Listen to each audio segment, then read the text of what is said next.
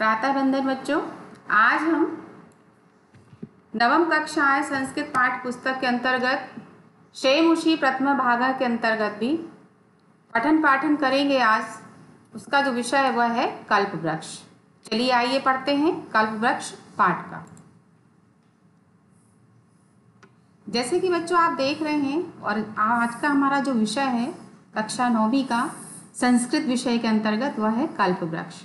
कल्प वृक्ष आपको दिख रहा होगा, चित्र के माध्यम से ही बताना चाहती हूँ। जो कल्प वृक्ष होते हैं वो हमारी मनोकामनाओं की पूर्ति करते हैं और हमारी इच्छाओं की पूर्ति करते हैं। तो आज हम इसी पाठ के अंतर्गत कल्प वृक्ष के अंतर्गत कल्प वृक्ष के विषय में पढ़ेंगे और समझेंगे।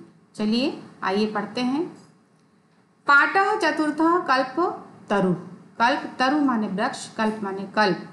यह लिया गया है बेताल पंचविंशति से संकलित है। यह कथा है। क्या कथा है, कहाँ से लिया गया है, थोड़े से इसके विषय में चर्चा करते हैं। प्रस्तुतो अयम पाठः बेताल पंचविंशतिः इति प्रसिद्ध कथा संग्रहात् संपादनं कृत्वा संगृहीतो अस्ति। अत्र मनोरंजन घटनानाभि विस्मयकारणाभि घटनाभिश्च जीवन मूल्यानां निरूपणं वर्तते। अस्यां कथायां पूर्वकालातः एव गृहोद्याने स्थित कल्पवृक्षेण जीमूतवाहनः लौकिक पदार्थानां न याचते, अपितु सह सांसारिक प्राणिनां दुःखानि अपाकरणाय वरं याचते। यतो हितलोकोभ्यः भौतिक पदार्था जलतरंगवत् अनित्याः सन्ति। अस्मिन् संसारे केवलं परोपकारः एव सर्वोत्कृष्टं चिरस्थायी तत्वम् अस्ति। इसमें यह बताया गया है कि जो हमारा प्रस्तुत पाठ है वह बेताल पंचविंशति इस प्रसिद्ध कथा संग्रह से संपादित किया गया है। अत्र मनोरंजक घटना भी, इसमें मनोरंजन और विस्मयकारी घटना और विस्मयकारी घटनाओं के द्वारा जीवन मूल्यानां निरूपणम, जीवन मूल्यों का निरूपण वर्तते किया गया है।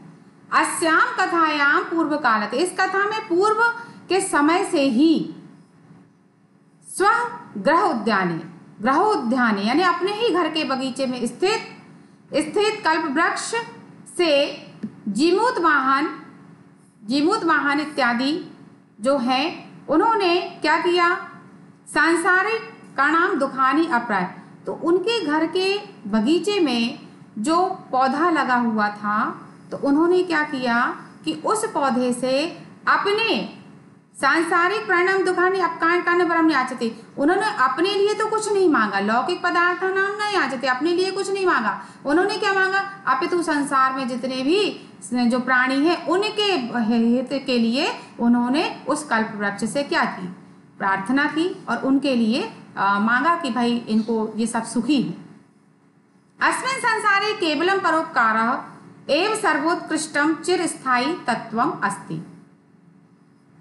इस संसार में जो परोपकार करता है और जो सबसे अच्छा वही चिरस्थायी यानी वही समय तक, लंबे समय तक वही तत्व बना रहता है। तो चलिए आइए पढ़ते हैं इस कथा के विषय में।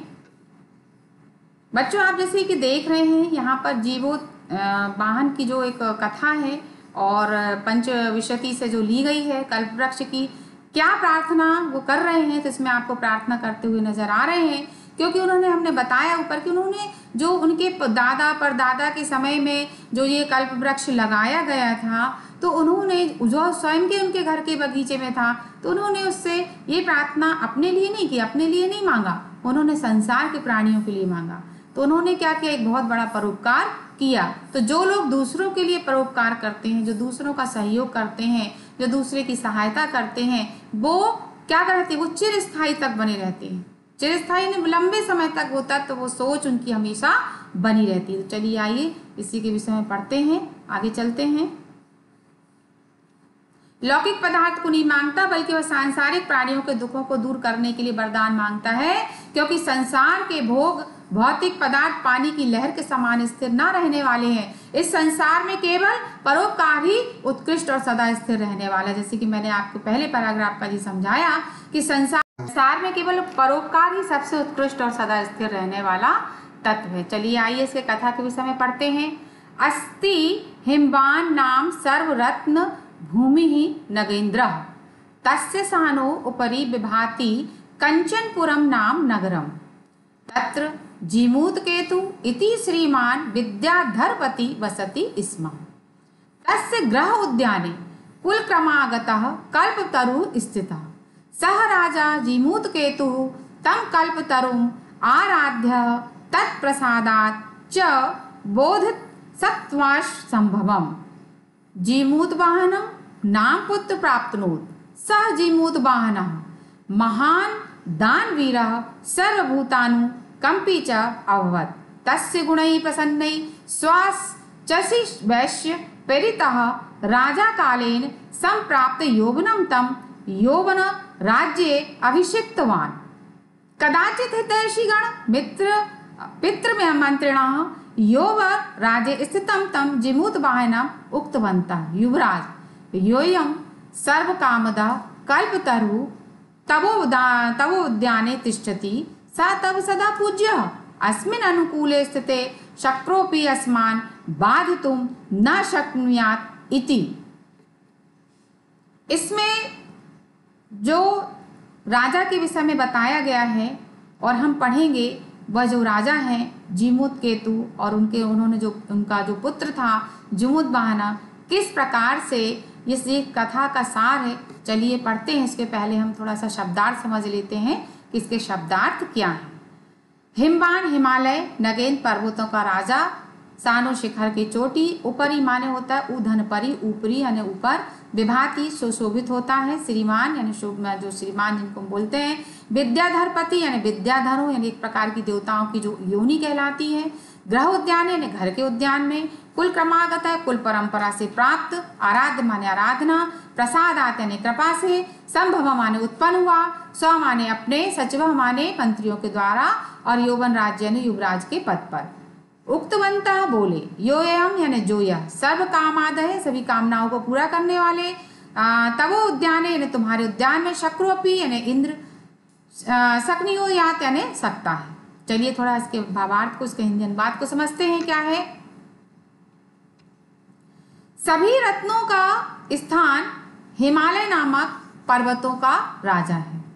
उसके शिखर पर कंचनपुर नामक नगर सुशोभित होता था, जहां जीमूत केतु का यह श्रीमान विद्याधरों और एक प्रकार की देवताओं की योनि के राजा रहते थे।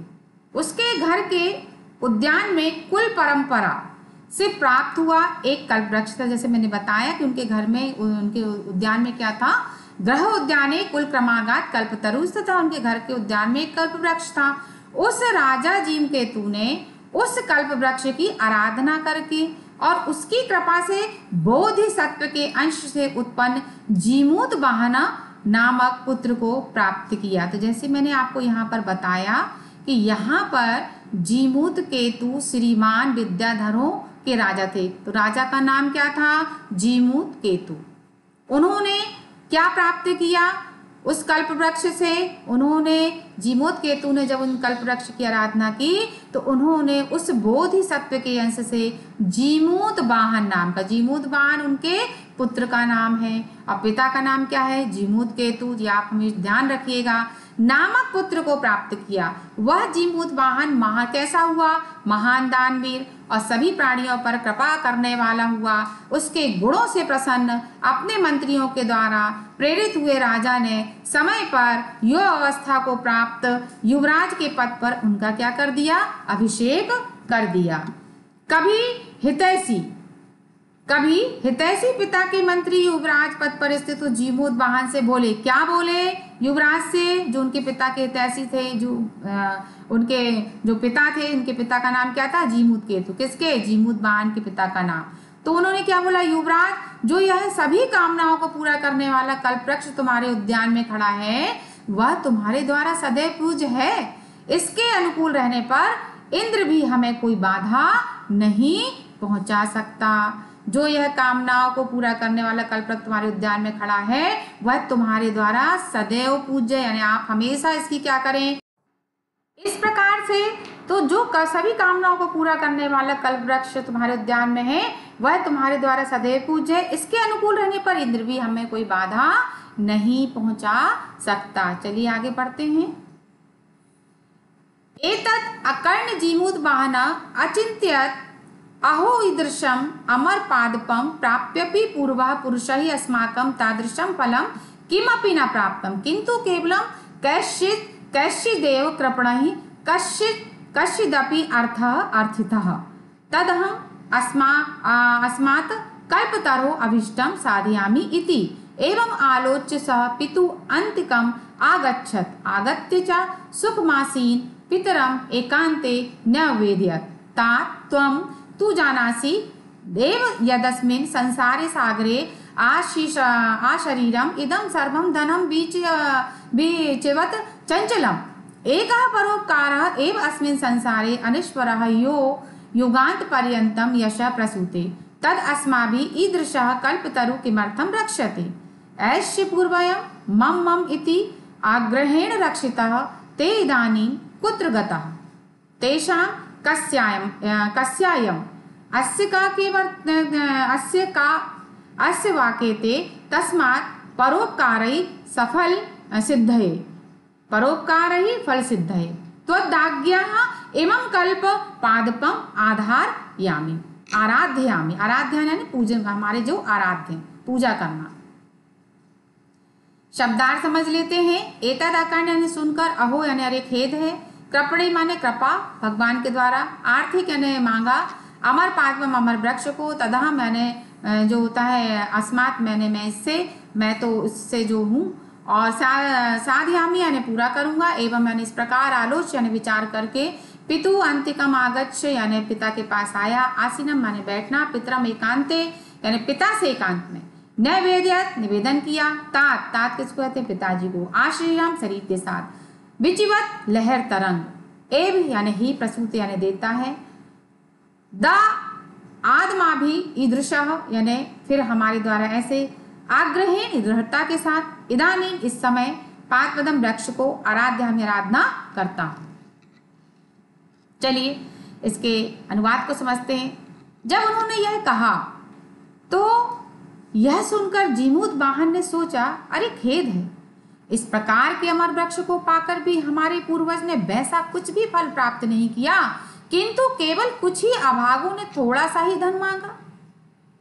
मैं तो इस कल्प वृक्ष से मन चाहे को पूरा करूंगा, जो मेरे मन चाहे यानी जो जैसा मैं करूं, इस प्रकार का विचार करके वह पिता के पास में आया और आराम से आकर बैठे, पिता से एकांत से निवेदन किया। क्या निवेदन किया? पिताजी, आप तो जानते ही हैं कि इस संसार रूपी सागर में शरीर के साथ साथ यह संपूर्ण धन लहर तरंग की तरह चंचल माने अस्थिर, कभी इधर तो कभी इधर। पैसा कैसा होता है? चंचल बोलते ना, कभी इधर तो कभी उधर। जो धन होता है आज है कल नहीं। एक परोपकार ही संसार में नष्ट न होने वाला है जो युगों तक यश को देता है। फिर भी हमारे द्वारा ऐसे कल्प वृक्ष की किस लिए रक्षा की जाती है? और जिन पूर्वजों के द्वारा इसकी मेरा है इस प्रकार दृढ़ता के साथ रक्षा की गई, वे अब कहाँ गए? उनमें से यह किसका है अथवा इसके वे कौन है? इसलिए परोपकार रूपी एकमात्र फल को प्राप्त करने के लिए आपकी आज्ञा से मैं इस कल्प वृक्ष की आराधना करना चाहता हूँ, ऐसा कहा। चलिए आगे देखते हैं, आगे पढ़ते हैं इसकी कथा को। पित्रा तथा इति अभ्यनुज्ञातः स जीमूतवाहनः कल्पतरुम् उपगम्य उवाच देव त्वा अस्मत्य पूर्वशाम अभिष्टा कामापूर्तः तन्मेकं कामं पूर्यः यथा पृथिवीम् अद्राद्रं पश्यामि अदरिद्रां पश्यामि तथा करोति देवैति। एवं वादिनं जीमूतवाहने त्वया एषोऽहं यातोऽस्मि इति वाक् तस्मात् तरो उद्भूत। क्षणेन च स कल्पतरु दिवं समुत्पत्य बुभुः तथा वसुनि अवर्षत् यथा न कोऽपि दुर्गत आसीत्। ततस्तस्य जीमूतवाहनस्य इस प्रकार से जीमूतवाहनस्य सर्वजीवनुकंपाया सर्वत्र यशः प्रथितम्। ऐसी उसने प्रार्थना की। शब्दार्थ समझते हैं। आत्मा माने इसके पश्चात, पित्रा माने पिता से, इति माने इस प्रकार, अभ्यागुज्ञात यानी उन्नति, उपगम्य यानी पास जाकर, उवाच यानी बोला, त्वाय माने तुम्हारे, अस्मत्य पूर्वशाम यानी हमारे पूर्वजों की, कामः इच्छाओं को, तन्मयकम तो मेरी, अद्रिद्राम यानी निर्धनता, एवं मैंने ऐसा, वादिनी यानी कहने पर, यातोस्मी यानी जा रहा हूँ, वाक माने वाणी, तस्मात माने उससे, तरो माने वृक्ष से, उद्भूत निकली, दिवम आकाश, समुपत्य उड़कर, भूवि माने भूमि पर, पृथ्वी पर, वसुनी धन, दुर्गतः पीड़ित, सर्व जीव अनुकंपाया यानी सभी जीवों के प्रति कृपा करने की, जो कृपा होती है जीवों पर, प्रतिता मैंने प्रसिद्ध हो गया। चलिए इसका अनुवाद समझते हैं। इसके पश्चात पिता से वैसा इच्छा अनुसार ही करो की अनुमति पाया हुआ। किसने पाया पिता से अनुमति? जीमूतवाहन। हम यहाँ पर क्या पढ़ रहे हैं? जीमूतवाहन। जीमूतवाहन ने अपने पिता से जो आज्ञा मांगी, जो कहा, तो उनके पिता ने क्या दिया? दे दी, अनुमति दे दी। तो जीमूतवाहन कल्पवृक्ष के पास जाकर बोला, क्या प्रार्थना करता है? हे देव, आपके द्वारा हमारे पूर्वजों की मन चाही इच्छाओं को पूरा किया गया है, तो मेरी भी तो एक इच्छा आप पूरी कर दीजिए, जिससे इस पृथ्वी को निर्धनता रहित देख सकूं। हे देव, वैसा कुछ कीजिए। जीमूतवाहन के ऐसा करने पर तुम्हारे द्वारा छोड़ा यानी मुक्त किया गया मैं यह जा रहा हूं। छोड़ा गया मैं यह जा रहा हूं। इस प्रकार की आवाज उस वृक्ष से निकली। कैसी आवाज निकली? जीमूतवाहन के ऐसा कहने पर, तुम्हारे द्वारा छोड़ा गया मैं जा रहा हूं। इस प्रकार की आवाज उस वृक्ष से निकली। किस वृक्ष से? कल्प वृक्ष से। और थोड़ी ही देर में उस कल्प वृक्ष ने आकाश में उड़कर पृथ्वी पर उतनी धन की वर्षा की, जिससे कोई भी व्यक्ति क्या ना हो, निर्धन नहीं रहा। इससे उस जीमूतवाहन की सभी जीवों के प्रति कृपा करने की कीर्ति सब जगह प्रसिद्ध हो गई और फैल गई। बच्चों, मैंने आपको यहाँ पर अभी जो मैं पढ़ा रही हूँ वह है जीमूतवाहन की कथा, और इसके आगे का मैं अगले क्लास में आपको दूंगी। तब तक आप इसको पढ़िए कि जीमूतवाहन क्या है और किसका नाम, उनके पिता का नाम क्या था, उनके पुत्र का नाम क्या था और उनकी क्या इच्छा थी, कल्पवृक्ष क्या होते हैं, कल्पवृक्ष कैसा होता है। तब तक आप इस कथा को पढ़िए और समझने का प्रयास करिएगा।